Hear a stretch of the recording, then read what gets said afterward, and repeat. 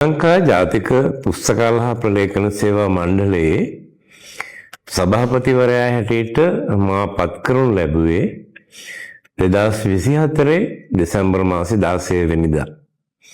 එතෙන් සිට වසරකුත් මාස 7ක කාලයක් මම අඛණ්ඩව ඒ තනතුරේ කටයුතු ආවරණය කරගෙන මගේ ශක්ති ප්‍රමාණයෙන් වැඩ කරගෙන ආවා.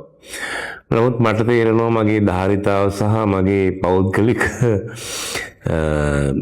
කායික ශක්තිය ඒ වගේම වෙහෙස විඩාව තවදුරටත් දරා ගන්න අමාරුයි කියලා. ඒ නිසා ඒ වගේ පෞද්ගලික හේතුන් නිසා මම මේ මාසේ අගෝස්තු 5 වෙනිදා 1 වෙනිදා සිට මේ තනතුර නිවත්වන්නට තීරණය කළා. ඒ මගේ ඉවත්වීමට වෙනත් කිසිම හේතුවක් බල නොපෑ බව ඉතාමත්ම කාරුණිකව මතක් කරන්න කැමතියි.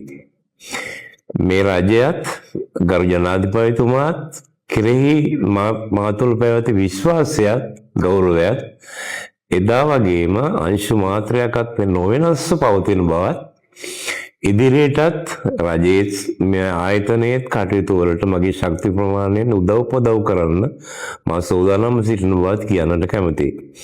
මොකද මේ මිනිස්සු වයසට යනකොට ඔවුන්ගේ ධාරිතාව පටු වෙනවා, ඔවුන්ගේ ක්‍රේ ශක්තිය අඩු වෙනවා.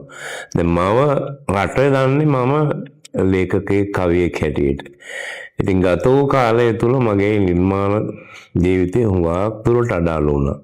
ඇත්තටම කිරුණේම නැති තරම්. දැන් මට විවේකයේ අවශ්‍ය බව මට දැනෙනවා.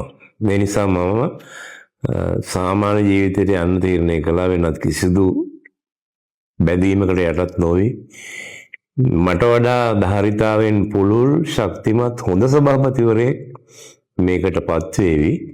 ඔහුට අවශ්‍ය සියලු උදව් කරන්න මම සූදානම්ින් ඉන්නවා. ඒ වගේම මේ රාජ්‍ය ගෙනියන අති දැවැන්ත කාර්යයට මම ඈත ඉඳන් සුවපතනවා.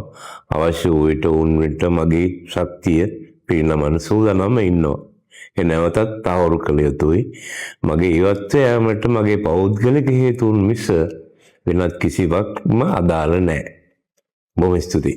කසාගලින් මතුවන කතා කරන පත්තරේ මෙවැනි තවත් කාලීන සිදුවීම් දැනගන්න අපි නාලිකාව සබ්ස්ක්‍රයිබ් කරන්න.